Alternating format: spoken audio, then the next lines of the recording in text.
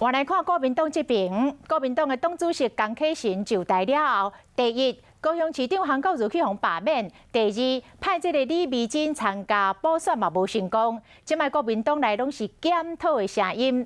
这个国民党立法院党团的总召集人林维洲就认为，应该告别韩流，爱扩大来争取到支持，安尼国民党才会当阁徛起来。伊嘛讲，伊并无要逼江启臣离开的意思。派出李美珍参加高雄市长的补选，但是失败。国民党礼拜一主管会议顶悬检讨败选的原因，气氛无讲介好。那党内这边有没有先跟您这边聊一下？做讨论，在那个要开会了，真的不是不等你们。过来要安怎行落去？国民党立法院党团总召林维洲伊讲，唔通阁误望韩国瑜啊。